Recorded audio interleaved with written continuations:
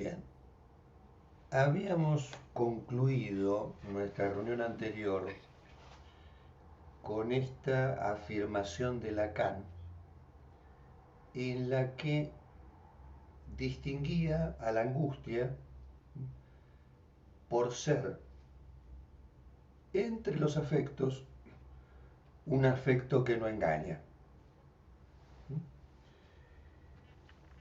Y sobre la angustia, justamente me interesaba transmitir o volver a reiterar algo que les confieso que no recuerdo si lo repasamos al final de la última reunión, ustedes me lo podrán recordar, pero me parecía interesante volver sobre ese modo de definir la angustia en Freud, que implica un golpe de timón, un viraje en un momento de la elaboración freudiana. ¿Esto Mm, lo comentamos la vez pasada? sí, me Sí, parece que bueno. sí, ¿no? Creo, ¿no? Chicas, hablen. No, me De quedé la señal, pensando. No me Yo de no acuerdo. la señal. recuerdo, no No lo me recuerdo. acuerdo, Adri, sinceramente. Me Hacemos un, parece que hacemos un repaso eventualmente. De la señal a la otra, ¿eh? Había dicho. No, No, eh, a ver si lo comentamos, porque dale. la idea era remitirnos a los estudios iniciales de Freud sobre la angustia, estamos Mm, hablando de 1894, eh, momento en el cual Freud todavía estaba dedicado a expresar los datos psicológicos en términos fisiológicos, con lo cual seguía adoptando un postulado fundamental que era el del principio de constancia. mm, Eh, y sabemos de qué se trata ese principio, se trata de esa tendencia a mantener de un modo constante un monto de excitación, ¿no?, que estuviera presente en el sistema. Por consiguiente, en ese momento inicial de la elaboración freudiana, los casos con los cuales se encuentra Freud y que él los caracteriza como neurosis de angustia, eh, los, los entiende como la interferencia de la descarga de una tensión sexual y una tensión sexual que está vinculada con una excitación acumulada que busca una vía de salida y esa vía de salida se transforma en angustia, ¿no? O sea, un monto de excitación que excede al sistema, que no se puede ubicar en ese principio de constancia, y ese exceso Freud lo entiende como, bueno, una excitación que busca su salida y cuando sale se transforma en angustia. O sea, la angustia entendida como una descarga de la excitación acumulada en el sistema. Esta idea Freud la mantuvo durante mucho tiempo, mm, hasta Inhibición, síntoma y angustia, mm, 1925, momento en el cual, momento en el cual eh, hay el punto central de esa elaboración ya de 1925 es ya no la definición de la angustia como una descarga de ese excedente de energía flotante, sino como vinculado a una situación traumática. mm, ¿No? Se pone el acento ahí, ¿no? Como se acentúa, se enfatiza esta situación de derrota del yo frente a una situación de pérdida. Esta nueva definición freudiana, bueno, generó cierta confusión en el mundo psicoanalítico, porque mostró a Freud en realidad que no terminaba de desprenderse de la primera definición, ¿no?, mm, la del excedente, y aparecía con esta nueva manera de entender la angustia. en rigor parecía apoyar cada una de las posiciones, o sea, no desmentía la primera definición de angustia, pero complejizaba esa noción con la idea de la angustia, ¿no? En la cual se incluía lo traumático, ¿no? Como un factor desencadenante, y siendo lo traumático algo que siempre está vinculado a una pérdida, ¿no? Es lo que nosotros podríamos entender como Freud vinculando claramente a la angustia con la castración, cosa que no es tan evidente en la primera definición, la del excedente. Pero acá sí es claro, acá se vincula la angustia con la castración. Entonces tenemos la angustia tanto del lado de la descarga, pero también del lado de la tensión ocasionada por una situación de pérdida. Y hay textos de Freud que apoyan una y otra tesis. Me interesaba comentarles, repasar, si es que ya lo hemos hecho, estas dos posiciones freudianas respecto de la angustia, porque Lacan, de manera magistral, encuentra el modo de hacer perfectamente compatibles estas dos tesituras freudianas, la que atañe a esa libido transmudada en angustia y la que concierne a un trauma, a una pérdida, de la castración. ¿Sí? El desarrollo lacaniano se conjuga al mismo tiempo este famoso excedente de libido no utilizada, como es esa cuota de afecto errante, este elemento errante lo conjuga con la pérdida, con lo relativo a la castración, a la cual la angustia estaría vinculada. Y la escritura propuesta por Lacan sintetiza, o más bien da la clave de esta oposición de la cuota de afecto errante, de ese excedente que Lacan escribe con la letra A minúscula y denomina plus de gozar, y la función de la castración que Lacan la escribe con un menos y con un signo que elige que es phi, menos phi. Y ahí tenemos petit a plus de gozar como ese excedente que nosotros podemos hacer corresponder con esa primera definición freudiana de la angustia, y este menos phi que lo podemos hacer corresponder con esta definición freudiana que aparece en inhibición síntoma de angustia. Bueno, hasta ahí lo que quería repasar con ustedes. Vamos a continuar este comentario, pero me interesaba sobre todo ahora seguir avanzando un poquito más sobre algo que está vinculado, por supuesto, a esta temática, que es el afecto, pero solamente una nota a pie de página de cómo podría entenderse también uno de los modos de entender cómo conjuga Lacan ahí de manera tan interesante, ¿no?, estas dos posiciones respecto a la angustia. Por un lado, nosotros venimos conversando ya hace tiempo respecto a la afectación irremediable que el lenguaje supone para los vivientes y que implica una mortificación, una cadaverización, si me permiten el neologismo, ¿no?, un traumatismo. Pero paradójicamente esa mortificación es la que nos posibilita sobrevivir, por otra parte. Hay una paradoja ahí. Esta enajenación en la cual nos constituimos es la que permite justamente nuestra supervivencia, pero a costa de esa enajenación. A esa mortificación hay algo que responde. Un resto que no queda subsumido en esa mortificación del lenguaje, pero no es sin relación a esa mortificación del lenguaje. Eso que responde, que no queda subsumido, ¿no?, lo hace bajo la forma de un excedente que Lacan llama justamente goce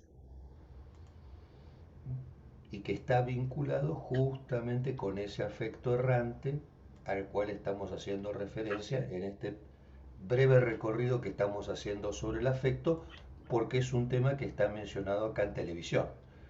Es casi una acusación que se le hace a Lacan de no haberse ocupado del afecto y él ahí responde. Dice, de ninguna manera. En todo caso, dice yo, de lo que me he ocupado es de aclarar de lo que no se trata el afecto, todo el tiempo. Y ahí es cuando hace la distinción entre afecto y emoción y pone al afecto del lado de la pasión. Cuando yo digo eh, el registro del afecto como un afecto errante, un afecto como algo que responde, ¿no? Que responde a una operatoria, ahí lo que nosotros tenemos que entender, y es muy importante para nuestra práctica clínica, al menos esa es mi modesta opinión, es que el afecto debe ser tratado como perteneciente al sujeto y al significante. El afecto significa que el sujeto se ve afectado en sus relaciones con el otro. Y cuando digo afectado, está en línea con esa mortificación a la cual yo hacía referencia, con esa cadaverización, esa enajenación, esa alienación, ¿no? Que supone esta irremediable afectación que los mortales padecemos por llegar a un mundo en el que prima la palabra. Pero no es sin esta relación. Si ustedes recuerdan haber leído seguramente uno de los aforismos lacanianos, en los cuales Lacan expresa, las pulsiones son el eco del decir en el cuerpo. Las pulsiones son el eco del decir en el cuerpo. Ahí sacamos a las pulsiones de cuajo de cualquier consideración fisiológica. Estamos diciendo que son el eco de un decir en el cuerpo. No es sin ese decir, sin esa repercusión en el cuerpo, un efecto desoperatorio. Entonces, no hay afecto entonces sin relación al significante y al otro. Por eso que nos resulta interesante a nosotros pensar cuando aparecen en las consultas lo relativo al afecto, qué demanda está en juego allí. Ya sea en la ira o en la tristeza, cualquiera de las formas en las cuales aparezca el afecto, ¿no? O sea, no hay afecto entonces sin relación al significante y al otro con mayúscula, que es el lugar en el que nos constituimos como sujetos. Y es en el lugar en el cual hay que añadir, por supuesto, hay que añadir a estos términos significante y otro con mayúscula, otro término que es goce. Eso que cae como resto en esa operatoria en la cual nos constituimos. Eso también que perdemos en esa operatoria en la cual nos constituimos. Digo, porque al mortificarnos hay una pérdida de goce, hay un vaciamiento, hay una desvitalización. Y por otra parte está este excedente. Ahí entendemos por qué Lacan inmediatamente para esta época, un poquito antes, identifica justamente esta operatoria donde hay pérdida de goce y plus de goce con la plusvalía en el capitalismo. Entonces también es a costa de que alguien pierde que se genera en otro lugar plusvalía, un excedente. Ahora bien, justamente acá nos encontramos con una definición muy precisa que es posible también corroborar en las consultas que recibimos. Ni la biología ni la psicofisiología permiten localizar el goce. La orientación lacaniana nos indica que el aparato adecuado para situar el goce, incluso en la propia obra de Freud, no es ni la biología ni la psicofisiología, sino la ética. Y acá nos sorprende, nos llama la atención, ¿por qué la inclusión de la ética? Ya vamos a ir hacia ese lugar, ¿no? Que resulta un poquito enigmático. Pero antes recordemos cómo Lacan define a la ira.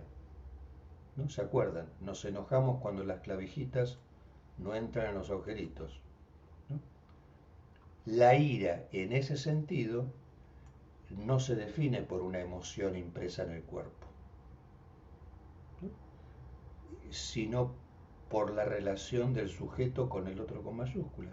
Es decir, y esta ira, este mal humor, no sería más que una respuesta frente a este otro con mayúscula que a veces no juega el juego de buena fe, ¿no? Como que se nos hace evidente que no hay garantías y a esto nos da mal humor.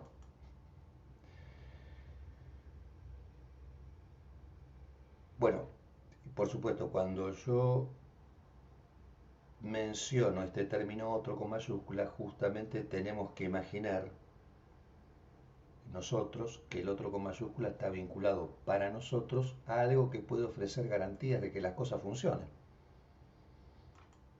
Pero justamente no dejamos de constatar que las cosas no funcionan, no andan. Por lo tanto, el enojo, la ira, el mal humor deben ser tratados no como emoción, ¿no? Al estilo de esos abordajes americanos, ¿no? Que proponen una reeducación, ¿no? Esas propuestas ¿no? de control de los ataques de ira, sino como algo que es efecto inevitable de la relación del sujeto con el otro. Por eso incluso Lacan dice, si hay un afecto que se justifica, es la ira y el mal humor. ¿Y por qué? Porque da cuenta de que las cosas no andan, y eso es cierto. Eso es verdad, las cosas no andan. Entonces sería como de los afectos uno de los más legítimos, y el mal humor o la ira. Y si bien, por supuesto, nosotros lo constatamos en nosotros mismos, en los demás, que cuando hay ira, cuando hay enojo, el cuerpo está afectado, más bien lo que tendemos a pensar ahí es de los efectos del lenguaje sobre el cuerpo. Tal como les decía, efectos de corte, de desvitalización, de vaciamiento del goce. Con lo cual, bajo la orientación lacaniana, que nos propone este momento de la enseñanza de Lacan, lo que Freud llamaba la separación de la idea y el monto de afecto, ¿no? La idea por un lado, el monto de afecto por el otro, y esto aparece claramente señalado por Freud. La idea se reprime, el afecto no, el afecto anda ahí, por ahí suelto, errante, desarrumado. Esta idea, bajo la orientación lacaniana, se convierte en realidad en la articulación del significante y el goce, ¿no? Separación de la idea y monto de afecto en Freud, articulación del significante y goce en Lacan. Y desde ese punto de vista, para el psicoanálisis, los afectos son lo que atañen específicamente al sujeto. Entonces yo diría que incluso nuestro dispositivo, el que ofrecemos, es donde se puede corroborar con más precisión que el afecto corresponde a ese registro, a la relación del significante y el goce, de la relación del significante con el otro con mayúscula. Y vemos cómo Lacan lleva la cuestión a un nivel superior porque ya no se trata de las emociones, sino ahí pasa a un debate relativo a los afectos y las pasiones. Por eso que desde allí, desde esa manera de entender los afectos como pasión, Lacan se acerca llamativamente a una tradición filosófica respecto de los afectos. Entonces, como, bueno, escuchamos en televisión casi de manera provocativa decir a Lacan que los afectos son pasiones del alma. Una provocación que descarta cualquier teorización del afecto que podemos hacer en términos psicofisiológicos o psicológicos. Y toma como referencia a Platón, a Aristóteles, a Santo Tomás.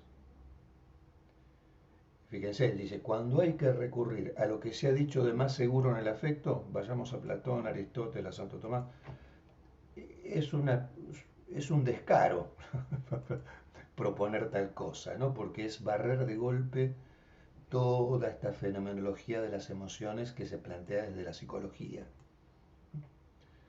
Entonces ya no se trata de un problema de autocontrol, de dominio de emociones, ¿no? Sino más bien, fíjense, de lo bueno o de lo malo, tal como lo plantea Lacan. Del ordenado un bien, eventualmente un bien soberano, por supuesto que al psicoanálisis no le corresponde llevar a las personas al bien soberano, y en todo caso, si hay un bien soberano en el psicoanálisis, más bien tendríamos que pensar que ahí donde conducimos las consultas es a no retroceder frente al deseo, otro aforismo lacaniano. Ahí estaría la ética.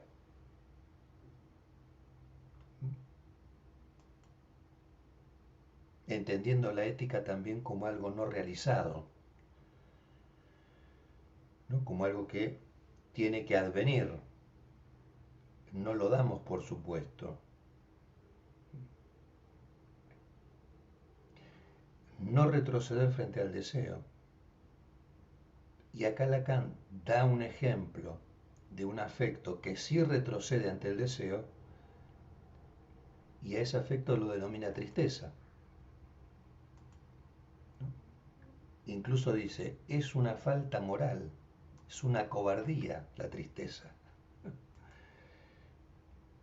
Por supuesto que esto no debe tomarse literalmente, ¿no? Digamos, no es que viene un paciente tristón y le decimos usted es un cobarde.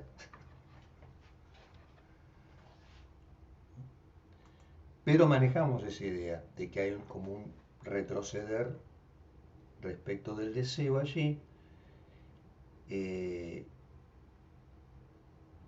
y pensamos que esta falta moral, más bien, claro, la entendemos como el sujeto, ahí puesto como sujeto de elección, bueno, está ahí dando un paso atrás, ¿no?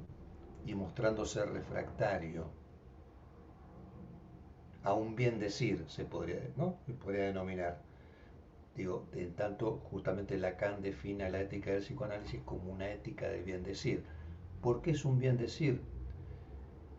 No es por el manejo del significante por el significante, como muchas veces hemos conversado con ustedes con algunos casos de neurosis obsesiva, ¿no? Donde está ese manejo del significante por el significante, ese deslizamiento continuo. No, el bien decir más bien se trataría de poner en acuerdo el significante y el goce, una puesta en resonancia. Eh, la ética del bien decir ahí consistiría en cernir, en acotar, en el saber lo que no se puede decir. Es ahí en el sentido que Lacan justamente a la tristeza la hace una cuestión relativa al saber. Cuando el saber está triste, es impotente para poner al significante en resonancia con el goce. Y este goce aparece como externo al significante, aparecen con una gran separación, ¿no? Entonces,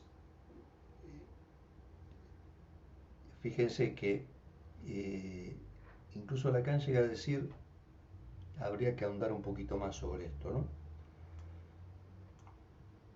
Yo no lo tengo muy pensado, pero él dice que esta cobardía moral de la tristeza puede conducir a la psicosis. Digo, por esa exterioridad del significante y del goce, ¿no? Que es empujada, esa exterioridad es empujada hasta sus últimas consecuencias, ¿no? Como si el goce se abandonara a sí mismo, se rechaza del lenguaje y se excluye de lo simbólico. ¿Qué plantea Lacan como contraste respecto de la tristeza? No la alegría, ¿no? Si acá le preguntaran, bueno, desde Lacan, ¿qué es lo contrario a la tristeza? La alegría no lo es. Lo que Lacan plantea como un término que contrasta con la tristeza es algo que él llama Guy Sawar, que ustedes lo habrán escuchado en televisión que lo menciona. Lo ubico acá en el chat como aparece porque es una palabra escrita de manera muy rara porque tiene un origen occitano, ese término, Guy Sawar. ¿Qué es el Guy Sawar? Hace referencia a los trovadores, ¿no? A ese arte de componer poemas líricos.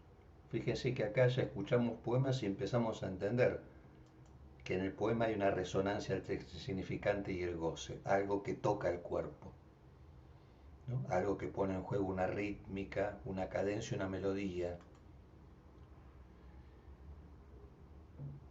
Entonces, esta expresión Guy Sawar fue retomada muy tempranamente en la literatura por Rabelais, por ejemplo en Gargantúa y Pantagruel. Incluso parece que Rabelais inicialmente esta obra la escribió para consolar a los enfermos en sus días de aflicción, ¿no? Fíjense ahí cómo desde el lenguaje se intenta operar sobre la aflicción de la gente que está convaleciente. Y también tiene alguna relación ese Guy Sawar con otro término que seguramente ustedes habrán escuchado, que es la gaya ciencia, ¿no? Que tiene justamente ese término también es del modo que se denomina una de las obras capitales de Nietzsche, la gaya ciencia, escrita en 1882 y que puede traducirse como la ciencia jovial. Es una expresión que era muy frecuente en esa época, la gaya ciencia, justamente derivada de una expresión del occitano Guy Sawar, que deriva a su vez de vocablos griegos, ¿no? Que en resumen hace referencia a todas las habilidades técnicas necesarias para crear poesía. Dice que acá se nos va aclarando alguna cosa, ¿no? Porque nos acordamos, por ejemplo, del poeta y los sueños diurnos. Y cómo Freud comenta que la poesía no es más que lo que hace el niño jugando.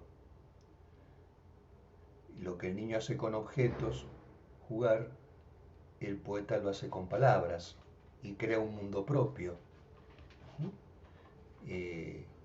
Una creación que se la toma muy en serio, a pesar de que sabe que es una ficción, tanto el niño como el poeta.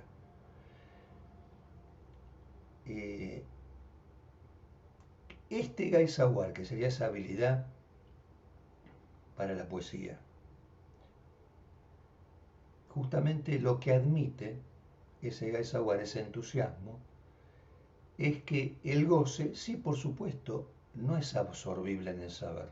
Es decir, bueno, el goce como cayó, como es un resto, es operatoria del lenguaje, no es que puede volver a incluirse en el saber, ¿no? Como dijera, como ustedes se levantan a la mañana y aprietan el pomo con el dentífrico, en el cepillo, ustedes si quisieran volver a poner, hubo un exceso, no pueden volver a poner el dentífrico en el pomo.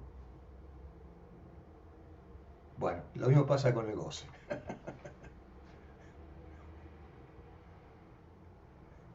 No hay modo, no hay modo. Pero, por otra parte, admitir que no es absorbible el saber, pero que por otra parte no resulta externo al saber, que tiene alguna relación con el significante, en tanto se trata de una operatoria con el lenguaje, un efecto de esa operatoria.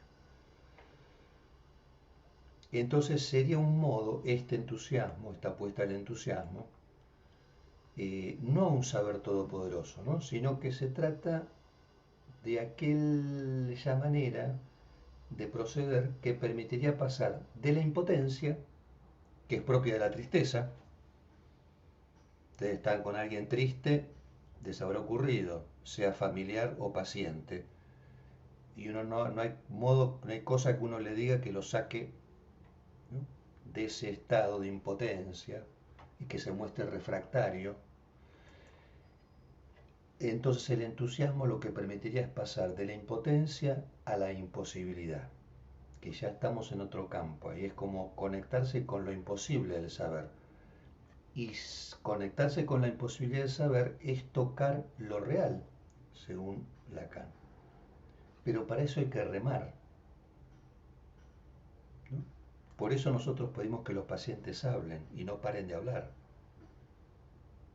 para que lleguen a ese límite, al límite de la imposibilidad, de algo que no se puede decir.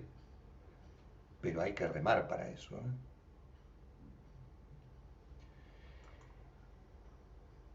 Entonces, este entusiasmo para Lacan es una virtud, en la cual el significante se reconcilia con el goce, ¿no? Y aparece la idea de que hay un goce en el desciframiento allí.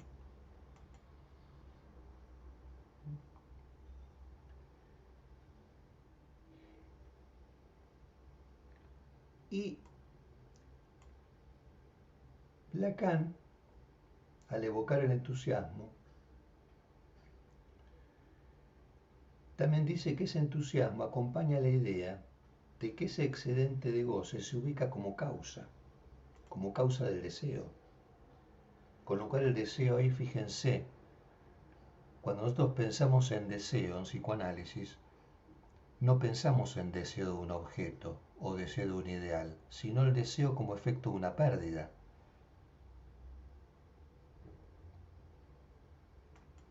O efecto de algo que está perdido. Un determinante del deseo es la pérdida.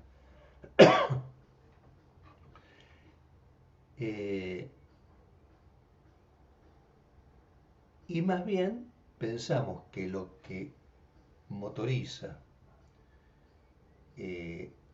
la causa de ese deseo, justamente que es la pérdida, no conduce vamos a decir, al deseo de saber, sino más bien a vincularse con el horror a saber y a no querer saber nada de eso y a llegar hasta ese punto. Entonces, en el final de un análisis, lo que uno puede esperar es haber recorrido la experiencia de la falta de garantías, que no hay un saber preestablecido y que en todo caso, si el saber existe, existe a condición de que se lo construye y se lo inventa, pero ahí no hay garantías. Acá, antes de terminar, permítanme una digresión sobre la invención en el psicoanálisis, ¿no? Nosotros hemos conversado muchas veces con ustedes sobre la docta ignorancia, que es lo que uno espera de la posición del analista.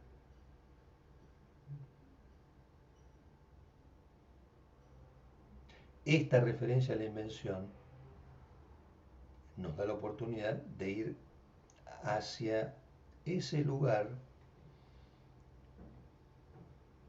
en el cual podamos determinar de qué ignorancia se trata. Se trata de la ignorancia de lo que no está todavía, ¿no? Se trata de la ignorancia, no de algo que ya estaba, que estaba ahí, que está ahí, yo digo, elijo ignorarlo, lo que está ahí, lo ignoro. No, más bien nosotros ponemos en suspenso lo que sabemos, ¿no? Eso sí, desde ya, ponemos entre paréntesis al escuchar. Pero esta ignorancia de la cual se trata, más bien tiene que ver con un saber no realizado aún. Y sostener esa posición que ustedes saben y me consta que es muy difícil de sostener, la ignorancia de un saber no realizado. ¿Y cómo cuesta? ¿Cuánto esfuerzo? Porque es una oferta única esta, la que hacemos. No se consigue en el mercado. Es absolutamente singular y particular esa espera y esa apuesta casi estoica, diría yo, de mantenerse en la ignorancia de lo que no llegó todavía.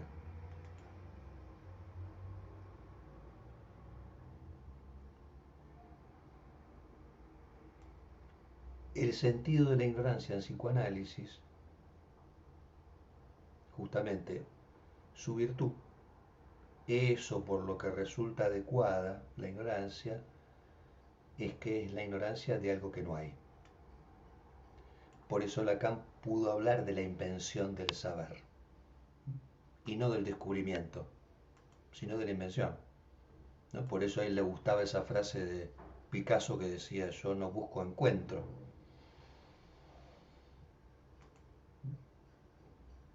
Y nosotros más bien diríamos, no se encuentra el saber a nosotros, en lugares inesperados a veces. En el psicoanálisis se supone que uno inventa. Y por otra parte, la invención del saber no está solo del lado del analista, sino que también opera y es válida respecto del analizante. Y en todo caso se podría decir, el analista está siempre en posición de analizante. Para siempre. Forever and ever. Posición de analizante. Del modo que fuera, porque Lacan decía en su seminario que él mismo, en esa enseñanza del seminario, estaba en posición de analizante frente a su auditorio. Así que esa posición no cesa, la analizante. Y en todo caso, lo que nosotros esperamos que en algún momento, para ponerlo en una imagen, la posición del analizante aparezca del lado del diván, en esta operación que nosotros proponemos. Hasta aquí lo que les quería comentar hoy en esta primera parte. Si les parece, hacemos una pequeña pausa y después nos entregamos a conversar de lo que ustedes quieran, ¿sí? Corto la grabación por si aparece alguna ocurrencia clínica. Gracias.